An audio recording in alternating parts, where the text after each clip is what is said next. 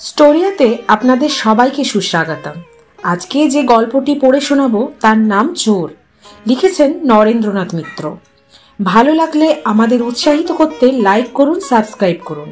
শুরু করছি নরেন্দ্রনাথ মিত্রের ছোট গল্প চোর। ঘরে ঢুকে গা থেকে চাদরটা খুলে অমূল্য বিছানার উপরে রাখলো।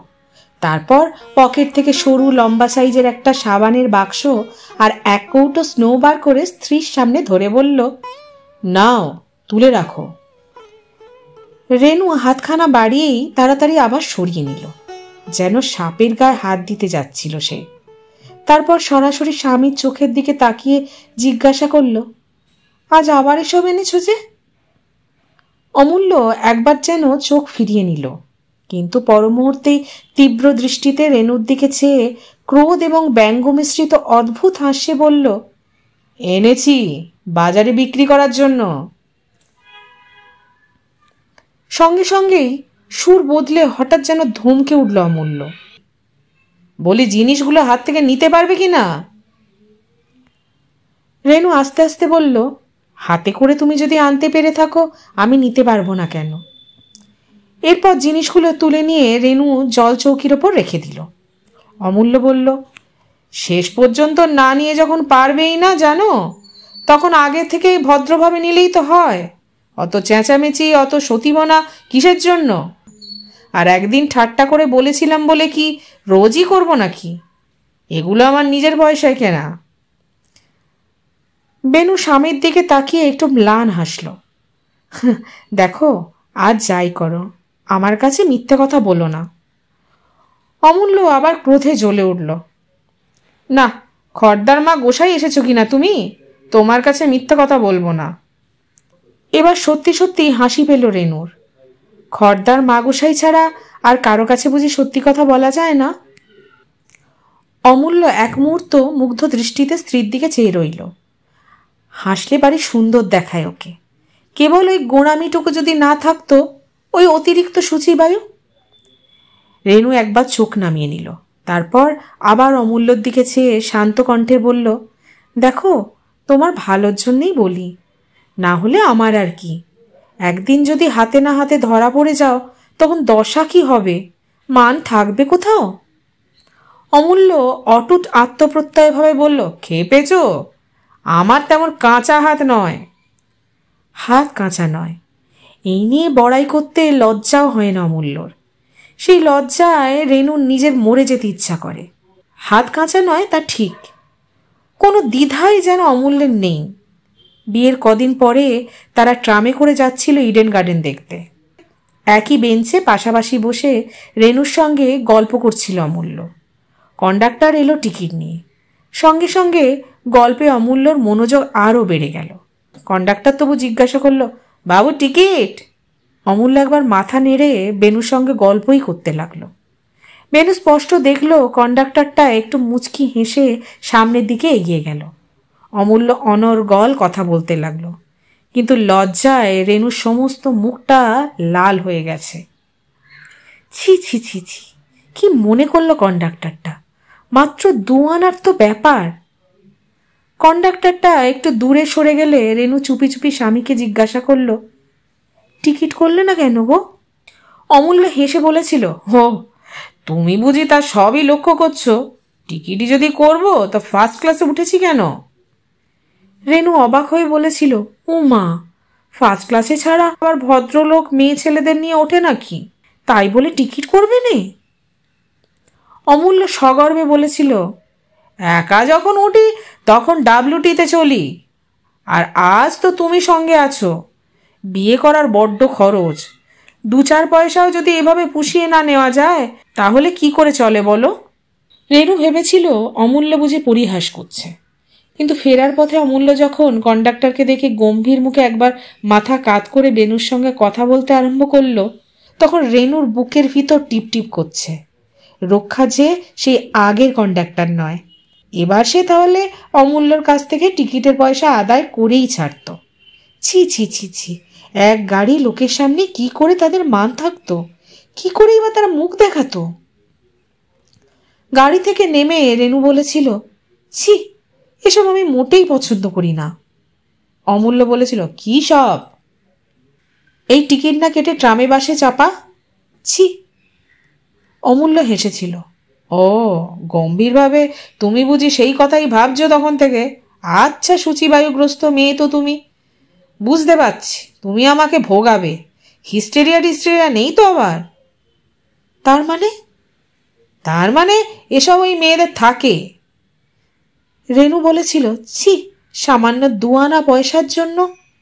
অমূল্য বাধা দিয়ে জবাব দিয়েছিল, 2 আনা নয়, 2 আনা 4 আনা, দিব্যি 1 প্যাকেট সিগারেট হয়ে যেত। চাইলে না কেন আমার কাছ থেকে? সিগারেটের পয়সা আমি তোমাকে দিয়ে দিতাম। এর কদিন পরে অমূল্য দামি একখানা চিরুনি নিয়ে উপস্থিত। দেখো তো কেমন চিরুনিখানা? রেনু সাগ্রহে হাত বাড়িয়ে চিরুনিখানা নিয়ে বলল, বাহ, চমৎকার তো। কত দাম? অমূল্য বলল, 2.5 টাকা। রেনুর মুখ ম্লান হয়ে গেল। ছি, এত দাম দিয়ে কেন আনতে গেলে বলো দেখি? চিরুনির তো আমার আর অভাব নেই। এই সেদিন বউ ভাতেই তো 3খানা চিরুনি পেয়েছি। যাই বলো, এসব বাজে বাবুগিরি আমার মোটেই পছন্দ না।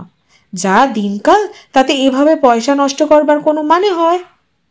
অমূল্য আত্মপ্রসাদে হেসে বলল, পাগল হয়েছ? গাঁটের পয়সা খরচ করে বাবুগিরি করতে যাব? অত পয়সা পাল ব্রাদার্স দেয় না।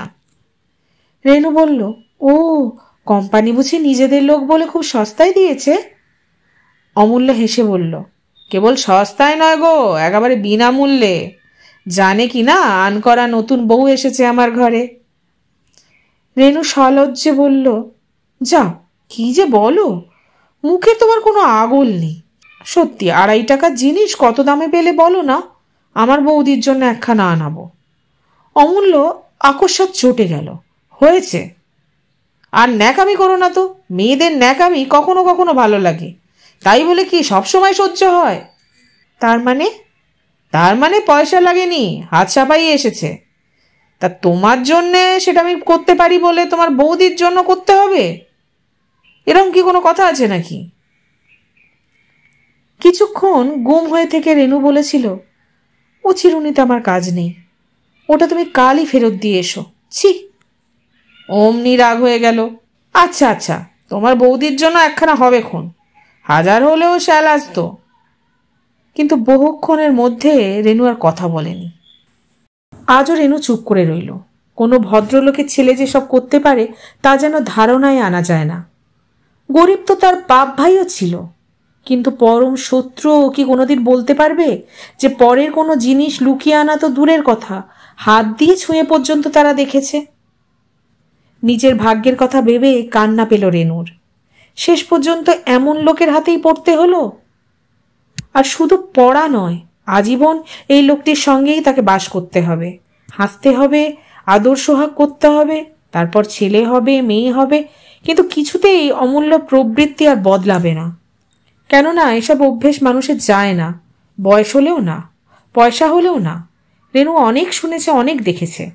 তারপর সব একাকার হয়ে যাবে, কেউ জানবে না রেনু অন্য প্রবৃত্তির মেয়ে ছিল। এসব সে সহ্য করতেই পারে না। কিন্তু কেউ কি কথা বিশ্বাস করবে? সবাই জানবে অমূল্য যেমন ছিঁচকে চোর, রেনু তেমনি চোরের বউ। অন্ধকারে স্বামীর ঘনিষ্ঠ আলিঙ্গনের মধ্যে ঘৃণায় রেনুর যেন সর্বাঙ্গ কুঞ্চিত হয়ে এলো। এমন একটি লোক তাকে জড়িয়ে ধরেছে যার মন ছোট, প্রবৃত্তি ছোট, পরের দোকান থেকে জিনিস চুরি করে আনতে তার লজ্জা ঘৃণার বালাইও নেই। অমূল্য চুম্বনের প্রত্যুত্তরে রেনু কিছুক্ষণ স্তব্ধ হয়ে থেকে বলল, আমার একটা কথা শুনবে? কি? রেনু বলল, ওভাবে জিনিসপত্র আর এনো না, সত্যি বলছি, ওসব আমার কিচ্ছু দরকার নেই। আমি আর কিচ্ছু চাই নে, কেবল তুমি ভালো হও, ভদ্র হও। 10 জনে যদি তোমাকে ভদ্রলোক বলে জানে তাহলেই আমার তৃপ্তি। এবার স্তব্ধ হবার পালা অমূল্যর। কিছুক্ষণ চুপ করে থেকে ধীরে ধীরে পাশ ফিরল সে। এই নীতিশিক্ষার দক্ষিণা রেনুকে পুরোপুরিভাবে না দিয়ে তার শান্তি নেই।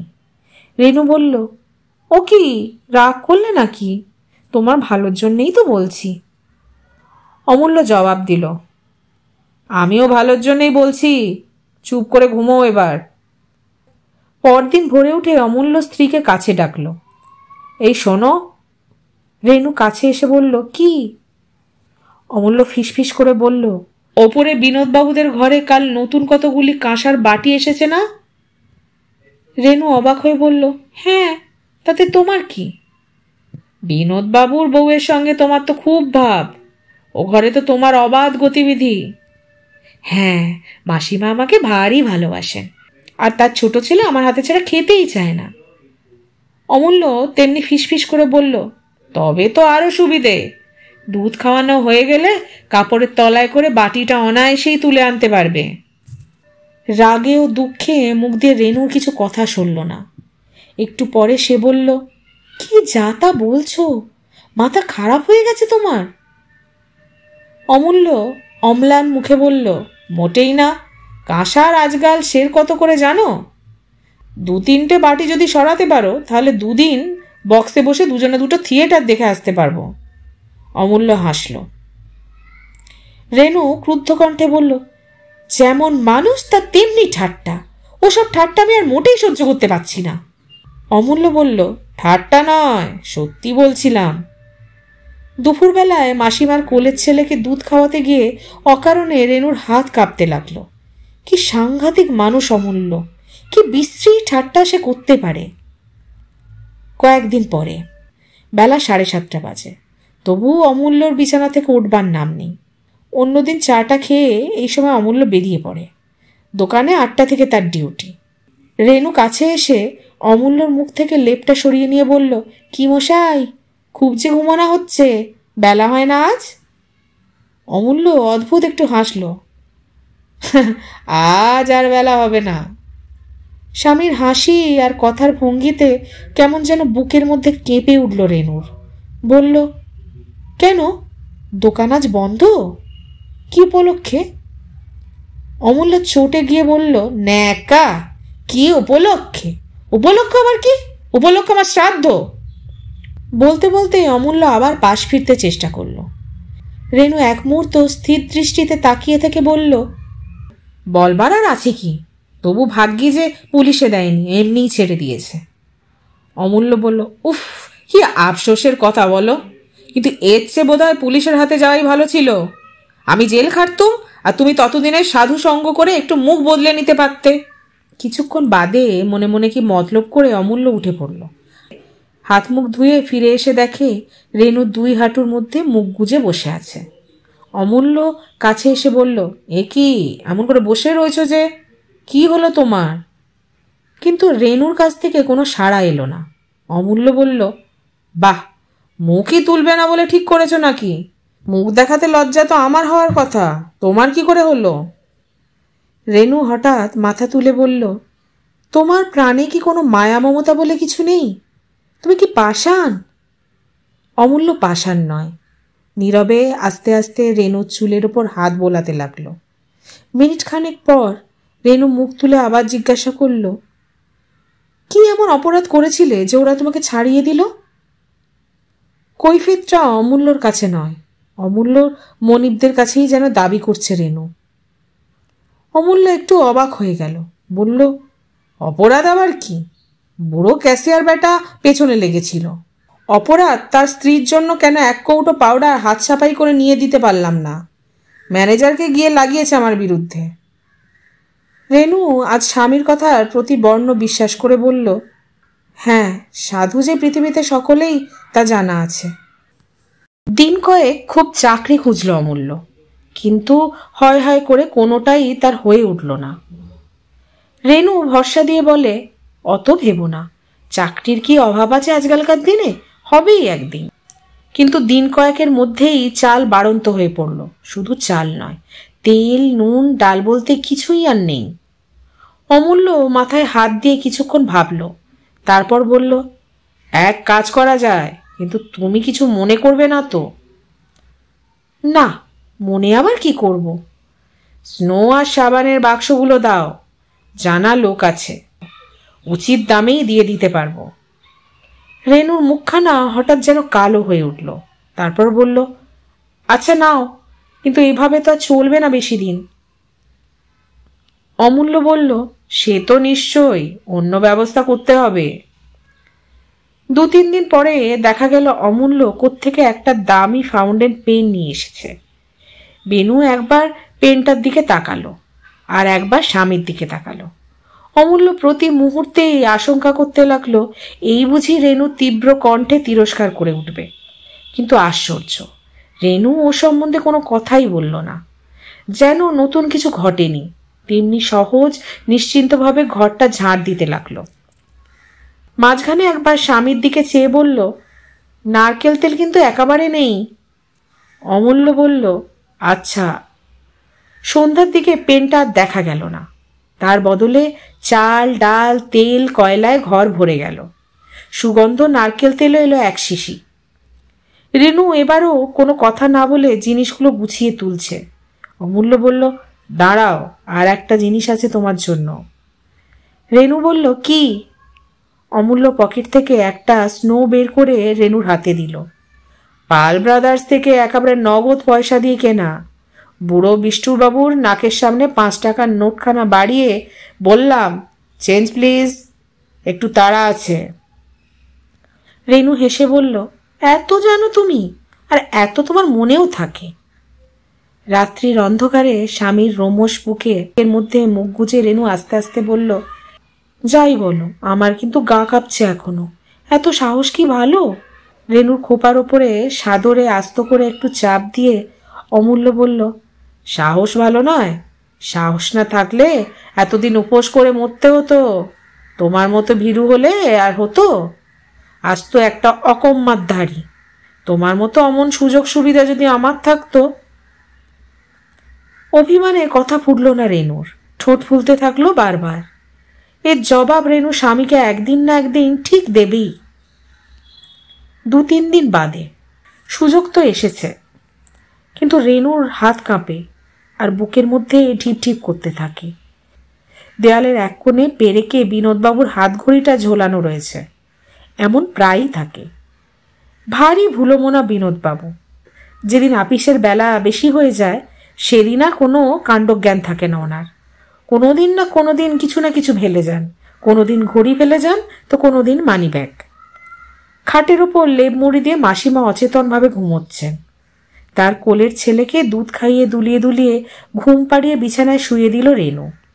নিস্তব্ধ ঘর, ঘড়ির শব্দ এখান থেকেই যেন শোনা যাচ্ছে।